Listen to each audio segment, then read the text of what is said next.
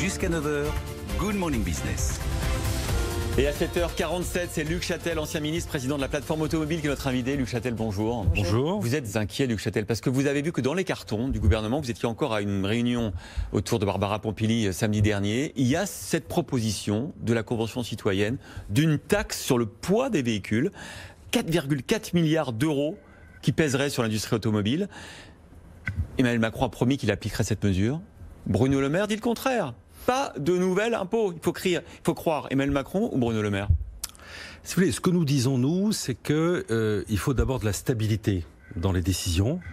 Moi, je me souviens du mois de mai d'un gouvernement, d'un président de la République et d'une filière automobile unie, rassemblée, l'équipe de France de l'automobile, une vraie réactivité du gouvernement qui a compris la difficulté de la filière et les enjeux et la nécessité de l'accompagner. Nous l'avons souligné à l'époque. Et on ne peut pas 3 mois après mettre en place une taxe, alors que le gouvernement nous dit qu'il n'y aura pas d'impôt dans le cadre de cette crise, et une taxe qui va à l'encontre de ce qu'on s'est dit il y a 3 mois. C'est-à-dire qu'en gros, si cette mesure sur la taxation du poids a été mise en place... C'est une taxe SUV et j'ai envie de dire véhicules électriques qui sont plus lourds. Hein. Alors, voilà, c'est l'absurdité de la mesure. C'est-à-dire que non seulement elle toucherait 70% des véhicules fabriqués en France, donc on se dit en mai, on va se rassembler pour améliorer l'attractivité de la France pour produire des automobiles. Puis 3 mois plus tard, vous avez une taxe qui taxe 70% des véhicules fabriqués en France. Puis la deuxième absurdité, c'est que vous auriez des véhicules qui bénéficieraient à la fois d'un bonus, par exemple un hybride rechargeable. Vous savez qu'on insistait beaucoup pour qu'il y ait une incitation à l'achat d'hybrides rechargeables, parce que c'est une solution intéressante en ville face aux émissions de CO2 et de particules. Accessoirement, ce sont des véhicules fabriqués en France. Nous avons convaincu le gouvernement, qui a mis dans le dispositif l'incitation aux véhicules hybrides rechargeables. Eh bien, dans ce dispositif qui est envisagé, il n'est qu'envisagé à ce stade, eh bien, ces véhicules-là bénéficieraient à la fois d'un bonus pour l'émission de CO2 faible et d'un malus pour le poids. C'est ubuesque. Voilà.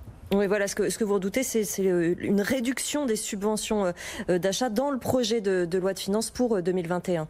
Non, si vous voulez, nous ne courons pas, attention, ne nous trompons pas, on n'est pas dans une logique de courir après les subventions, pas du tout.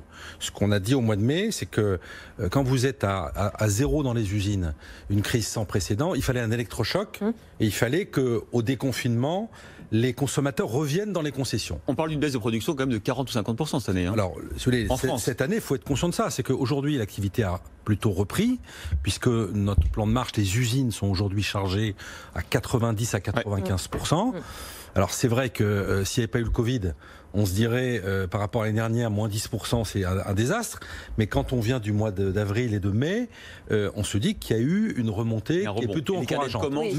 Mais quand vous regardez les projections sur le marché à la fin 2020, le marché sera entre moins 25 et moins 30. Ça veut dire quoi? Ça veut dire qu'on va être à un niveau de vente qui était celui de l'automobile il y a 50 ans. Et la production 50 ans. Et la production est encore plus touchée parce qu'il y a eu un effet stock. Et donc, on va produire en France cette année environ 1,3 million à 1,4 million véhicules automobiles. On était à 2,2 millions l'année dernière. Donc, on perd 40%. Et autant les ventes, on va mettre peut-être 3 ans pour retrouver le niveau d'activité. C'est déjà beaucoup. La production, ma mission, si vous voulez, au nom de la filière automobile, c'est de faire en sorte qu'on retrouve un jour cette activité. Encore une question, Luc Châtel, vous êtes ancien ministre, vous voyez la polémique qui monte sur Bridgestone qui ferme son usine. Nous, ce matin, on a reçu un groupe chinois qui va construire une usine de batteries en France, 1000 emplois. Finalement, il y a des usines qui ferment, il y a des usines qui ouvrent. Est-ce qu'il faut que les politiques montent au créneau comme ils le font aujourd'hui, ou est-ce qu'il faut juste laisser le marché?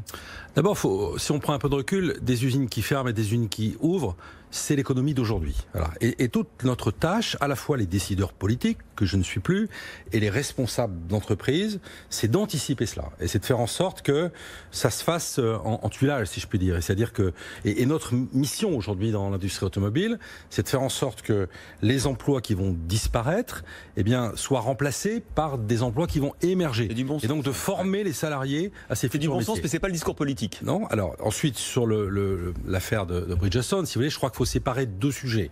La question industrielle. Oui, clairement, le marché des pneus sur les petits véhicules industriels est en recul. Michelin en a d'ailleurs aussi fait les frais. Et quelque part, l'annonce de Bridgestone, je ne dis pas qu'elle est logique, mais c'est la traduction que la crise fragilise des entreprises qui étaient déjà en difficulté avant. Voilà.